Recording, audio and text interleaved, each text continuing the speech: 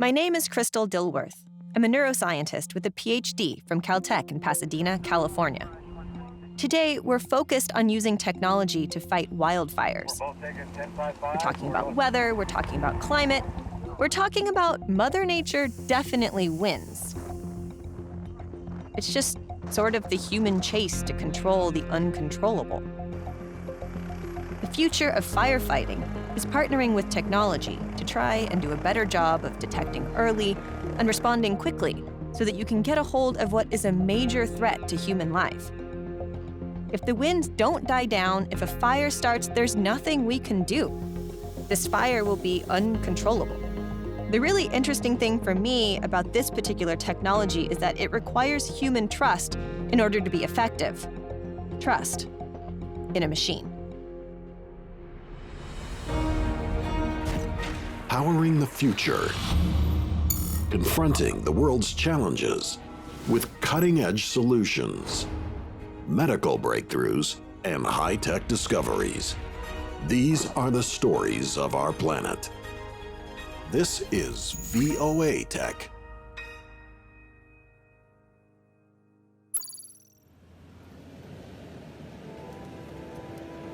It's starting to burn all around me. Oh my God, I'm surrounded by fire. I'm surrounded by fire right now. I don't know what to do.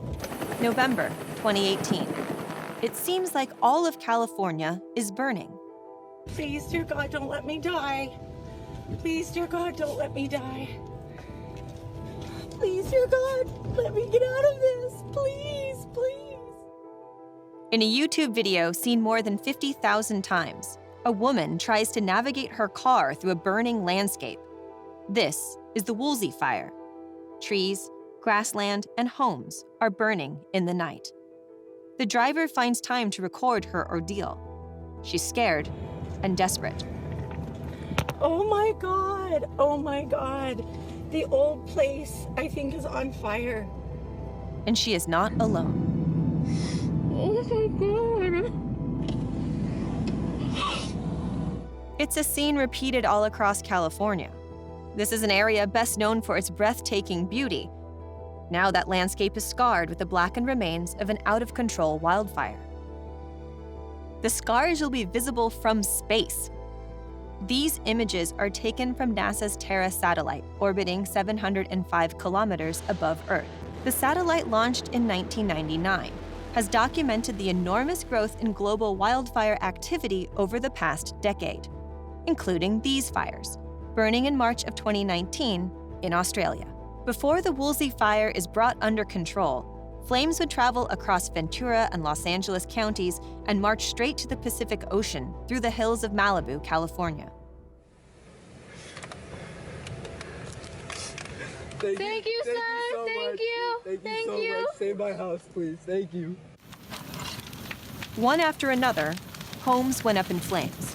The landscape bone dry after too many years of drought. But the winds would do the devil's work. They would gust at times to more than 119 kilometers per hour. That's what the U.S. National Weather Service classifies as a Category 1 hurricane. Once these fires get a head of steam and are driven by the Santa Anas, it's very difficult to extinguish. LA Fire Chief Ralph Terrazas commands one of the largest fire departments in the United States, including 106 fire stations and 7 helicopter airships like this one. Over his 30-plus years on the job, he's been an innovator in the field of firefighting technology. This is what we created, and I think it was in 2003. And we had a little packet like this made up for all our command vehicles. And it was in the rear of the command vehicles if we ever needed it. The chief created this triangular tool, simple looking, but the first to help predict the path of wildfires that were growing more and more frequent. So if the fire was on the bottom corner, we'd place it like this. You'd have to factor in the terrain and the topography and the fuel to make an estimate of which direction it's going to go. We know that the first 30 minutes, the fire will go this far. Wow. It's 2.1 miles. And then the next 30 minutes, it'll come here for an additional distance of 4.2 miles. So we can project for the first 90 minutes. Now he leads a department that's on the cutting edge of firefighting technology. innovating the use of drones, advanced airships, and supercomputing technology. We spoke from atop the LAFD helipad in downtown LA. In more rural areas throughout the state, they don't have the resources that we do. Therefore, they have to take a campaign approach, and they'll burn thousands of acres before they can get containment. Most of the time, it's driven by a change in the weather. The wind has stopped, it starts raining. It's not the ability of the firefighters. That's what makes LA City unique, because we can't have fires burning uncontrolled in the city of LA for longer than absolutely necessary. Try to knock the head out of it. That's all I can do. November 9th, 2018. One of LA's airships is on a mission, heading straight into skies filled with smoke from flames below. Those guys are in a bad area. They need to get out quick. They've been dispatched to rescue people trapped on a ridge called Castro Peak. It's the tallest in these parts of the Santa Monica Mountains. Right now, this chopper is their only way out. Winds are gusting, smoke is thick, and there's one more challenge: fuel. Okay, and just so you know, just to add to it, we're getting pretty close to our bingo fuel. All right, copy that. From the cockpit, pilots can see flames licking up the side of the mountaintop. The team decides to go for it. All right, this is rapidly becoming very ugly. Yeah, that dirt spot right there looks good, Dave. Even if you have to hold it on a one wheel, I'll go run up there. Okay. All right, remember, fuel is critical. Pilots spot what they came looking for. There are 3 stranded here. All right, this is not going to be pretty. I remember one pilot telling the other, hey, you got like 2 feet on the right, you got 1 foot on the left. I'm gonna keep the door open, I'm gonna go run out. The victims are weary and afraid. So are their 2 dogs. Okay, there's one dog here, English Mastiff. He's a little apprehensive, but we're getting them on board. All right, let's get the hell out of here. Good job, Joel. All right, Helco 4, we got everybody on board, and we'll be lifting here momentarily. All right, copy that, sir. Okay, here we go. But as smoke fills the air, the devil winds will gust again. I was worried about their safety. I tried to imagine in real time what that was like. Because your tail rotor's clear, was close. All right, are we okay now? All right, you're clear now. All right. That was close. Yeah, it was. That's enough excitement for me today. Hey, you and me both, brother. When there's real human lives at stake, what does that feel like? It's both terrifying because as researchers we are not used to it, but also very satisfying. Ilkay Altentosh is the Chief Data Science Officer at the giant San Diego Supercomputer Center. She's the force behind the WIFIRE program, designed to predict the movement of those wildfires plaguing California. WIFIRE maps are generated by 2 massive supercomputers located just a few floors below her office. Named Comet and Gordon, they take up an entire room and make a lot of noise. We were invited to walk the floor of the Supercomputer Center. Racks and racks of CPUs, endless wires, and fans. Comet is a powerful tool capable of performing 2 quadrillion computations per second. That generates a massive amount of heat. Despite an equally massive cooling system, temperatures in the room hover in the mid-80s Fahrenheit. It would be worse if not for the specially designed tunnels that funnel the hottest air out of the unit. I'm standing amidst the supercomputing power of about 2 million iPhones. The noise you hear and these fans are blowing hot air to keep the computers cool and working hard. It takes all this computing power to stay ahead of a wind-driven wildfire. We were working with LA hand in hand through the WIFIRE, especially as it went into Malibu and the coastline there. The winds were a typical, east to west direction. But there was some forecast, I would say, that the winds will turn around and affect the city.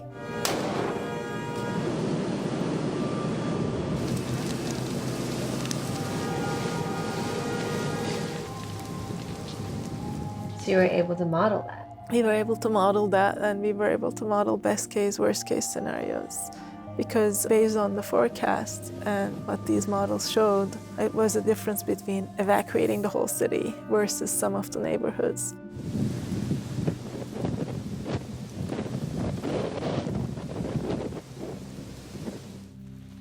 Predicting the unpredictable. It's the ultimate data challenge. Would it be possible to chart the path of a wildfire that seemingly moves unpredictably? WIFIRE scientists believe so and created the program. Ultimately, to inform fire relief efforts as they're fighting the fire. So if you can do this in 15 minutes, it's going to be a lot better because these are wind-driven fires. It's really hard to stop or control, but you can manage the fire if you know where it's going. The 6 acres of brush moving up. It's on the east side of the 405, making a run up towards the top. December 6th, 2017. One of the busiest freeways in Southern California looks like a war zone. Interstate 405 is filled with motorists who have never seen anything quite like this. This fire has about a 35-mile-an-hour wind, Santa Ana on it. It's at about 50 acres. It's burning towards the Sunset 405 overpass, but it could likely jump the freeway, end up in Bundy and then Mandeville. What is the emotional experience like? You talked about the start of the Skirball fire, seeing photos and images from commuters on the busiest freeway, the 405. We've seen this freeway locked in traffic in major Hollywood movies. We know this is a problem, and it's on fire. My thought was, let's get enough resources there and let's get in front of it. And because of the technology that we have, WIFIRE particularly, I had a projection within the first few minutes of the potential of this fire. You have ordered 20. We've gotten you those. You've ordered another 15. We're working on those, and I've got 4 strike teams right now coming from the Creek Fire heading your way. Roger. Excellent. Good call. The man responsible for the good call is Assistant Chief Carlos Calvillo. It was about 4 in the morning. We were all here on the floor, and we could see that this was a significant incident. It had the potential to be a significant incident. Engine 14, Rescue 14, immediate dispatch, breathing difficulties. Last unit, repeat your message. Light Force 94, no, continue through. This is where every one of LA's emergency fire calls are handled. That morning, his team ran the first WIFIRE model at the station. This is the image that resulted. They sent it to the team in the field. I would say that the fire ran pretty close to what we're seeing here. WIFIRE was developed in the lab, but this is where it's tested. The chief ran a model to show us how it works during a real fire event. What I'm going to do is I'm going to run a scenario in our Mountain Gate fire community. It's one of our high fire severity zones. I'm going to set it for a Santa Ana condition, as if I had 25-mile-an-hour winds, 97 degrees, 7% humidity, and what I'll do is I'll run a 3-hour model. So I'm also going to go to this advanced feature, which is great, because what it allows me to do is I'm going to put in that we have an 80% probability of ignition, meaning if I get an ember cast downwind, what's the possibility of that ember cast lighting off? So an ember cast could be from a cigarette, of campfire? No, this is the brush that's burning. Ah, I see. And it's lifting up. So it's the embers from the fire all the itself. embers from the fire and can start them, their own little traveling fires. half mile, a mile downwind, and they land in a brush in another location, and now that's become basically another fire, and it starts compounding from there. That sounds problematic. So it is, and that's why these fires grow so fast. And this is the computer in UC San Diego. As long as I see this, I know I'm connecting with the computer in San Diego. After the chief inputs the data, the computer in San Diego does its calculations. The model-targeted community sits next to the scene of the Skirball fire. We were able to see what could have been. But the model we've run today is interesting because it shows us what the potential could have been if, in fact, we didn't attack the fire with all the resources that we did. And you could see that it would have jumped the 405 freeway and have worked its way through the Mountain Gate community, through Mandeville Canyon, and going further west into the brush. And this is a 3-hour run. But you can see how the fire, within this first area of red right here, is 30 minutes, how it burned this. This is an hour, here's an hour and a half. And that's pretty darn close to how this incident ran. So this model is showing that the fire jumps the 405 after only an hour of burning? In some cases, yeah, you could see it potentially jump to 405 within 30 minutes. This absolutely blows my mind that with no response in 3 hours, you'd have that great of an area on fire. Santa Ana conditions, it's we're at the mercy of Mother Nature. December 7th, 2017, another high fire danger day in California. A remote camera positioned atop Red Mountain near the town of Lilac picks up the first puffs of smoke from a brush fire along Old Highway 395 at Doolin Road. It's 11:15 a.m. Other remote cameras pick up the same scene from different angles. The message is the same. The Lilac fire is spreading.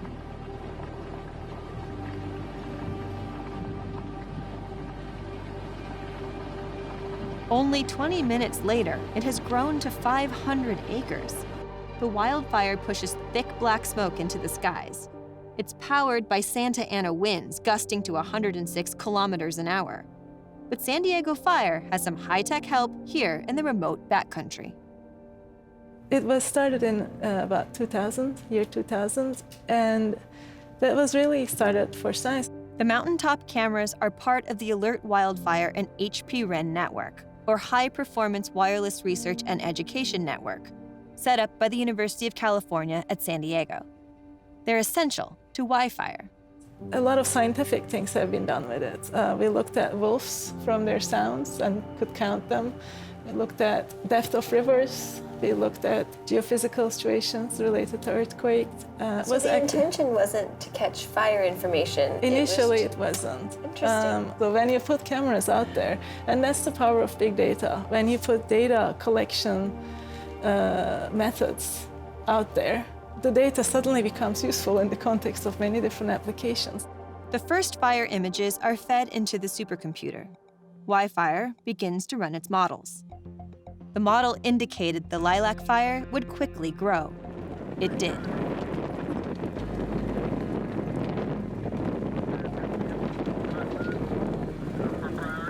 This video captures the ferocity of the flames and the intensity of the winds. Fire crews desperately try to bulldoze fire breaks in the brush, but the winds would erase their work. Embers swept up in a tornado of wind would keep the Lilac fire going strong. By nightfall, the fire had burned more than 4,000 acres. WIFIRE gets some high-level help. General Atomic is mainly a military contractor. They're based in San Diego and offer up some of their tech. A King Air aircraft outfitted with some of the most precise cameras made. It launches and takes position at 18,000 feet, sending back images to WIFIRE. They got on top of the fire very quickly. Chief Brian Fennessy was San Diego's fire chief during the Lilac fire. Today, he runs Orange County, California's fire authority. And we were able to watch it real time in the command center, both high definition, color video, down to, you could see people's shoelaces, what engine, was on their helmet.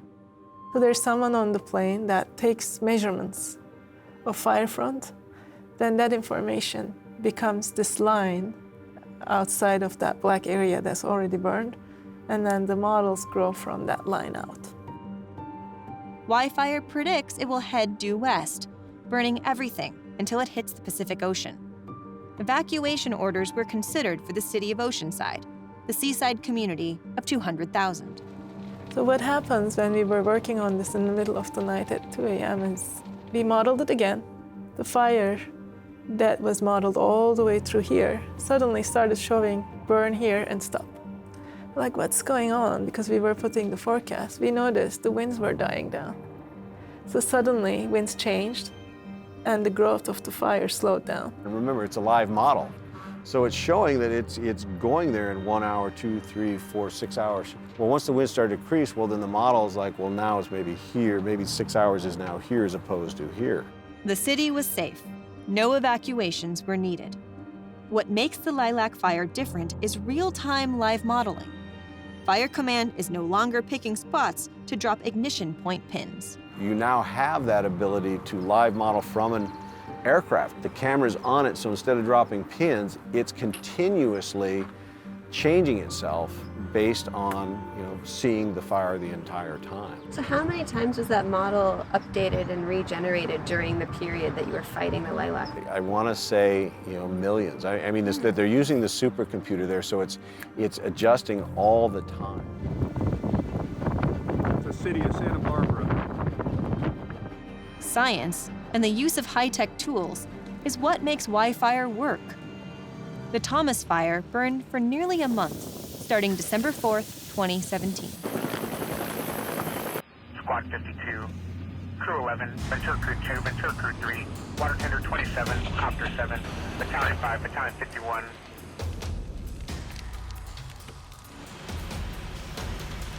On the ground, fire teams are scrambling into place. The Thomas Fire would grow exponentially over the next several hours. I want to make sure we're very clear on our evacuations into the city of Ventura. We have the potential of these winds to have a very large threat in the city of Ventura along the eastern perimeter. Go!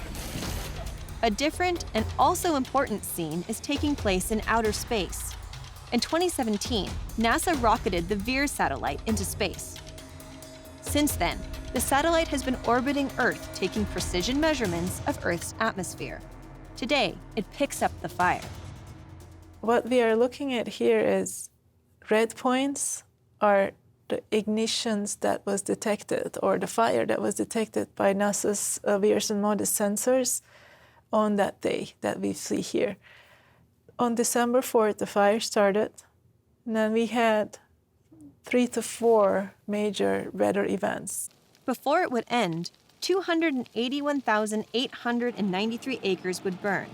1,063 structures would be destroyed throughout the Ventura and Santa Barbara counties of California. You're saying weather events, you mean the Santa Anas, the winds kicking up? Yes. So the first one happening. Second one, we see when the winds pick up, we see this quick jump in the fire activity. So on a really busy day when there's a specific fire like the Thomas Fire, how many models are you running at the same time? Many models, tens, hundreds, thousands of models on it, depending on what the event is. And you're taking your best guess from the probabilities that those models give you? Not our best guess, but the model's best guess is the computer's best guess. The computer's best guess. But no matter how sophisticated the program, WIFIRE can't help firefighters that don't use the system. What impact did the model have on the ability to fight the Thomas Fire? In the Thomas Fire, the fire was relatively into like second or third event when we got involved. Why did it take so long for you guys to get involved? At the time, they didn't know we existed in the first place. They know now. They know now. As weather reaches new extremes, fire chiefs face the new normal. WIFIRE will help, but it can't do the impossible. Fires are going to be uncontrollable. I've never heard that word used before in a meeting, and somebody asked, so when you say uncontrollable, what are you really saying? So what we're saying is, stopping a fire is not going to be possible. Your job is going to be rescue, getting people out of the way of these fires, because the fires are going to go where they're going to go, and that's our new reality. Even with all this technology, we're still at the mercy of Mother Nature. We're at the mercy of Mother Nature.